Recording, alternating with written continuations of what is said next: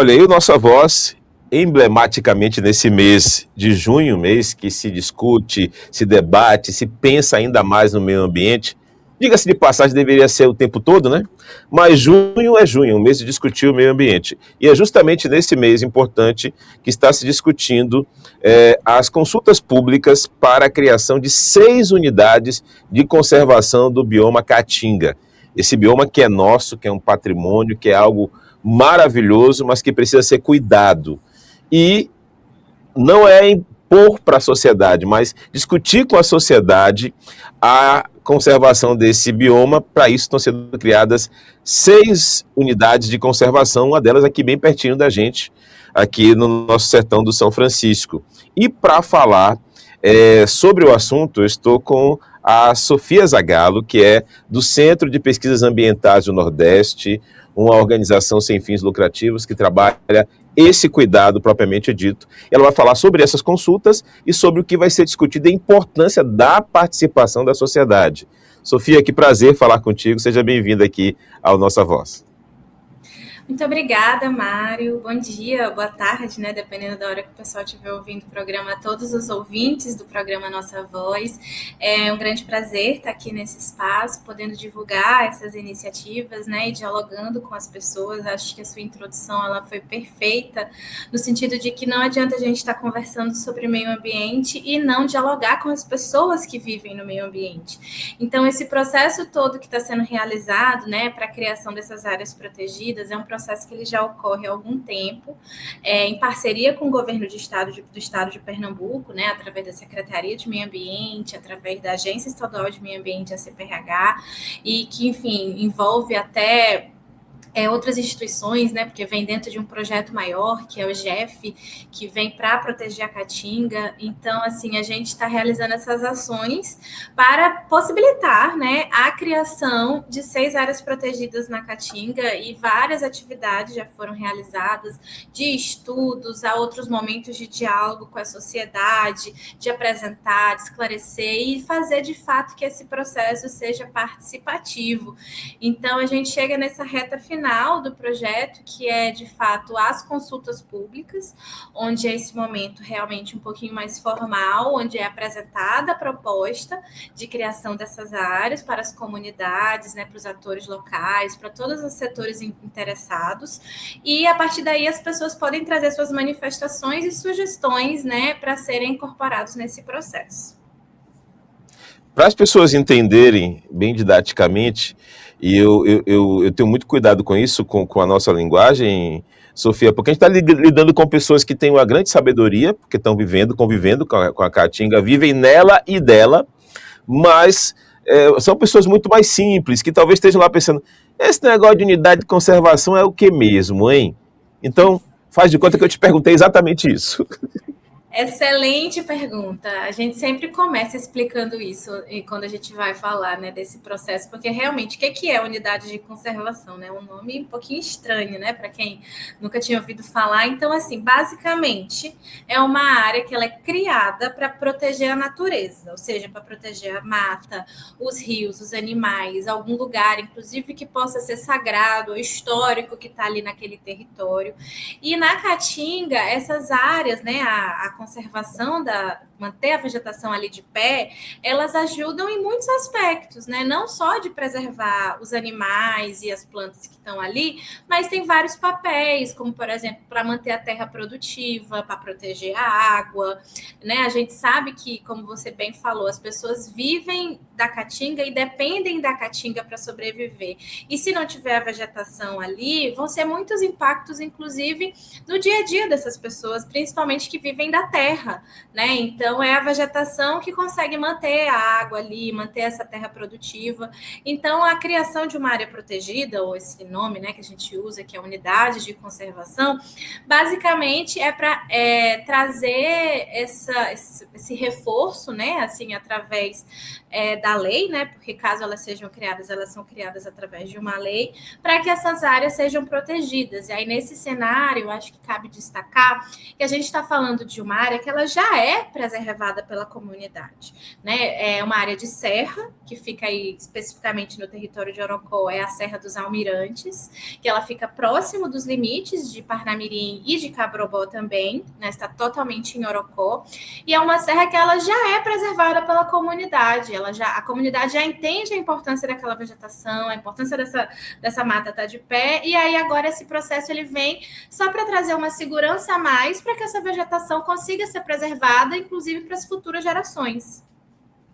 Como é que se dá a fiscalização, o acompanhamento, a questão técnica? O que está envolvido? Uma vez que eu demarquei ali aquela área, unidade de conservação, ali a partir de agora vai ter, claro que vai ter placa, sinalização, mas como é que vai ser esse monitoramento para saber, estamos conservando mesmo? Está sendo respeitada as diretrizes para essa unidade? Como é que isso funciona na logística dessa unidade de conservação? Perfeito, Mário. Então, assim, eu acho que antes de tudo cabe explicar que a gente tem vários tipos de unidades de conservação e de acordo com a lei, né? E aí cada um tem regras e características específicas. O tipo que a gente está tratando se trata de uma categoria que a gente chama de uso sustentável. E o nome já propriamente diz, são áreas que são permitidas usos sustentáveis, ou seja, as pessoas que vivem na terra, às vezes têm sua criação que fica solta ou precisa, né, extrair alguma vegetação para algum fim medicinal ou para alguma questão extrativista, enfim, vários usos que podem ser feitos. Eles já ocorrem. Sabemos da existência deles nesse território. E a ideia, então, é propor um tipo de área protegida que permita a convivência desses usos com a proteção da natureza. Então, antes de tudo, é importante deixar isso claro, que esses estudos todos do projeto foram feitos de uma maneira que respeitem os usos que as comunidades já têm, os usos legais, né, cabe mencionar, e que eles continuem sendo mantidos e que isso não afete as pessoas, né, não traga impactos negativos. E aí, esse era o primeiro ponto que é importante deixar claro para todo mundo, que quem tem lá a sua criação de bode, seu boi, que é criado livre e por algum motivo acessa essas áreas, pode continuar do mesmo jeito porque já convive com a natureza. E aí, a partir daí, o que muda quando é criada uma área protegida? Nesse caso que a gente está falando de uma unidade de conservação de uso sustentável, que permite esses usos, os usos que são em convivência com a natureza, que permitem, vão continuar ocorrendo do mesmo jeito, porque não tem nenhum impedimento, certo? A lei não traz nenhum tipo de impedimento para essa categoria que está sendo discutida, que a sugestão é que seja uma área de proteção ambiental, uma APA, que nem a Chapada do Araripe é. A Chapada do Araripe se trata de uma APA e muitos usos são permitidos ali. Então, os usos vão continuar, os usos legais, né, vão continuar sendo permitidos. O que muda é que essa área é criada um regramento, né, através da lei, que vai sim trazer vamos dizer assim, uma atenção maior a partir do momento que, de fato, ela for criada. E aí, nesse caso, elas estão sendo criadas no âmbito do governo do Estado. Então, a responsabilidade, depois da criação delas, da gestão, desse cuidado, da fiscalização, cai para a CPRH, que é a Agência Estadual de Meio Ambiente, né, do Estado de Pernambuco. Então, a partir daí, eles que vão ser responsáveis por essa fiscalização, por todo esse cuidado que vem no período após a criação de uma área protegida. Mas, como eu trouxe para você, a gente está falando de uma categoria que permite que os usos que já são existentes continuem ocorrendo. O que não vai ser permitido são os usos que não são legais, como, por exemplo, a caça. A caça ela já é proibida, independente de ser uma unidade de conservação ou não. E aí, nesse caso, quando é criada uma área protegida, pode sim ter uma intensificação ou uma atenção maior para a fiscalização dessas ações que já não são permitidas por lei, entende? Então, a caça nessa região, ela já é e vai ser ainda mais considerada predatória, né? Ela já é considerada porque... que bom, né, que as pessoas tenham que comer, tenham que beber, tenham que usufruir aqui na região. Então ninguém vai poder dizer, eu estou caçando porque eu não tenho o que comer. Então a caça nessa região, até nós não temos tantos animais assim, né? Então a caça hoje será considerada predatória. Esse vai ser um dos pontos que inclusive vai ser discutido com a sociedade, né? Isso, a caça já é. né? Assim, a gente já tem hoje no Brasil legislações relacionadas a isso, que independente do lugar onde ocorra, a caça ela é proibida por lei. Obviamente, até como você bem trouxe, existem algumas exceções quando se trata realmente de fins alimentícios, se a pessoa realmente não tem o que comer, tem toda uma legislação que aborda esse ponto. Não é o caso na maioria das áreas que hoje são identificadas essas ações, né? A maioria das vezes a gente se refere à caça esportiva, até, né? Que é o que é encontrado nesses estudos. Então, ela já é uma atividade que ela é proibida, e o fato de ser criada uma unidade de conservação, uma área protegida, pode evidenciar ainda mais a existência dessas ações e reforçar futuras ações de fiscalização. Mas, como eu já te falei, ela é proibida em qualquer lugar, não importa se é uma área protegida ou não. Porque a gente vê muitos casos, e, claro, convivendo com a sociedade aqui ao entorno, não é que a pessoa vai caçar muitas vezes porque está com fome. Ela vai caçar porque, mas deu vontade de comer um tatu. Vou ali, vamos sair entre os amigos e caçar os tatus para a gente comer, né, em capturar os tatus. Então não é algo que está sendo feito por uma necessidade. É algo, como você colocou, esportiva, né? Então é essa a preocupação que se tem.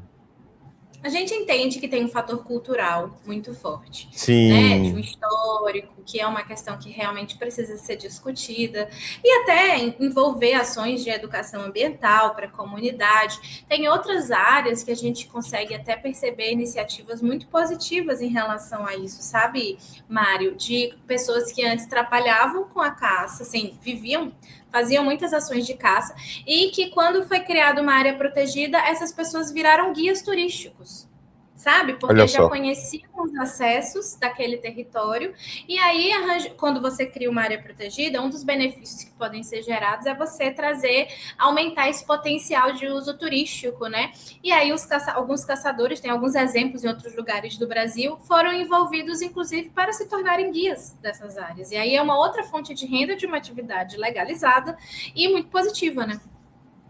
Verdade. Agora eu queria que você falasse um pouquinho sobre essas reuniões, né? Onde é que elas estão programadas, as datas, para que a sociedade possa estar presente, possa se fazer valer, possa compreender, entender. Porque, imagina, né? Vocês estão fazendo justamente isso. Acontecer essa unidade, ela ser implantada, ser ali averbada, mas as pessoas, mas eu não sabia. Eu não ouvi dizer, não ouvi falar. E é justamente essa ideia da CEPAM, do governo do estado, de tornar isso claro, visível e cristalino para a sociedade. Perfeito. A ideia realmente é essa, que tem essa ampla divulgação, né, das consultas públicas, então tem uma estratégia grande, né, de realmente alcançar todas as pessoas, de divulgar desde o Diário Oficial até a gente estar realizando visita nas comunidades para convidar diretamente as pessoas, enfim, todas essas estratégias realmente de alcance que as pessoas saibam. E aí ter esse momento aqui na rádio é um momento, inclusive, fundamental para a gente estar trazendo ainda maior essa divulgação. Então, só para todo mundo entender, né, o que é uma consulta pública, quando a gente fala, né, consulta pública para a criação de uma área protegida. É uma exigência da lei, né, que, enfim, traz essa obrigatoriedade de assegurar, né, de que todas as pessoas que vivem naquele território, as populações locais, o pesquisador, o setor empresarial, o proprietário de terra, a organização da sociedade civil, todos os atores, assim, relacionados àquele local, sejam informados sobre o que está acontecendo e opinem, né, deem suas propostas de ajustes, tirem suas dúvidas. Então, são momentos realmente que a gente consegue estar dialogando com todo mundo e ter essa ampla divulgação, como você bem falou, é fundamental para que as pessoas estejam lá cientes do que está acontecendo e que participem desse processo, entendam o que apareceu nos estudos, entendam o que é a proposta. Então, a gente já fez, a gente está tratando de 6 áreas, né, 6 novas unidades de conservação no estado de Pernambuco, na Caatinga. Já passamos por algumas delas no mês de maio, já foram realizadas 6 consultas públicas ali para o lado do Pajeú, né, em relação aos municípios que enfim, estão envolvidos com áreas mais para lá, que é Carnaíba, Quixaba, Triunfo, enfim, São José do Belmonte. E aí agora a gente começa uma nova rodada de consultas públicas que está indo mais para o sertão profundo, né, mais próximo daí. A gente vai ter a primeira consulta pública no município de Orocó, né, que é relacionada à Serra dos Almirantes. Vai ser no dia 10 de junho, pela manhã, das 8h30 ao meio-dia, e vai ser na paróquia São Sebastião, tá? Na sede do município de Orocó. E o convite é aberto para todo mundo do município que se interessa no tema, que tenha vontade de saber um pouco mais sobre o que está acontecendo, para tirar suas dúvidas, para dar suas contribuições. E a ideia realmente é essa, que seja um momento aberto e divulgado para que as pessoas participem mesmo. Ainda vão ter outras consultas públicas, mas aí vai ser mais lá para o lado de Santa Cruz, Santa Maria da Boa Vista, Parnamirim, que vão ser relacionadas às outras áreas que estão em processo de criação para ser também preservada. Hoje nós temos quantas áreas de conservação já implantadas ou em processo de implantação aqui em Pernambuco? No governo do estado, é porque assim, a gente pode ter unidades de conservação, tanto sim. municipal quanto federal, quanto no âmbito do governo do estado. No âmbito do governo do estado, eu consigo te dar esse número de cabeça. Só um minuto aqui, que eu estou só confirmando para não falar uma informação errada. Porque a gente tinha... Por que eu perguntei? Porque a gente tinha informação de que tem uma área entre Cabrobó e Salgueiro, ou que estava em estudo, ou que já estava para ser implantada. Eu não sei se eu viajei agora, mas eu vi alguma coisa sobre isso. O nome da área? Não sei, não estou lembrado, mas tem alguma coisa sobre essa área, sim. É uma área que pega parte do município de Salgueiro e parte do município de Cabrobó, né? Mas eu não sei se... No nosso projeto, a gente está trabalhando essa área, que é em Orocó, que é a Serra dos Almirantes, e tem a outra área que fica entre Parnamirim, Santa Cruz e Santa Maria da Boa Vista, que é a Serra da Siriema. Se tem alguma outra em andamento, eu não tenho conhecimento agora. A princípio, o número que eu achei é que o estado de Pernambuco tem 90 unidades de conservação.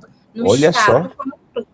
Né? E aí agora a gente está trazendo essa proposta de criação de novas 6 áreas que representam cerca de 15 mil hectares. Então, assim, apesar da gente ter esse número significativo, né, de unidades de conservação no estado, quando você vai olhar para a Caatinga é muito pouco protegida ainda, né? Verdade. A Caatinga ocupa a maior parte, né, do estado de Pernambuco, mas só 17% das unidades de conservação do estado são na Caatinga. E no Brasil, quando a gente pensa nesses dados, a Caatinga como um todo, né, que engloba vários estados, só 9% da Caatinga está protegida.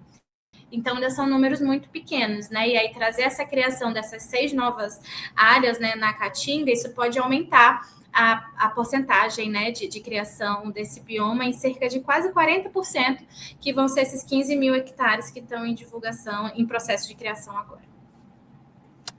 Excelente. Achei. É a unidade de conservação... entre Cabrobó e Salgueiro, é a unidade Refúgio da Vida Silvestre Serra das Catingueiras. Foi criada pelo governo do estado em 2019. Sim, foi criada já, é isso. Então já terminou esse processo de criação. Aí já está agora na esfera da CPRH de fazer a gestão. E aí acho que cabe mencionar, né, que esse processo tem sido feito, né, em parceria com o governo do estado, então eles estão muito próximos, né, da gente, tanto na avaliação dos estudos quanto na realização desses eventos, porque as unidades vão ser criadas no âmbito estadual, né? Então, assim, cabe ressaltar que as terras dessas áreas, elas podem ser particulares e vão continuar sendo particulares, isso não vai mudar, é só a gestão da proteção ambiental mesmo dessa área que se torna responsabilidade do governo do estado, mas isso não muda em nada, a pessoa que tem sua terra vai continuar tendo sua terra normalmente, não tem nenhum impacto nesse sentido, tá? Bacana. Mas sabe o que é legal lembrar disso? Porque aí tudo que você falou, todas as orientações que servem para essas que estão sendo criadas, servem ainda mais para essas que já foram criadas, né? a questão da caça e tudo mais. Fantástico, fantástico.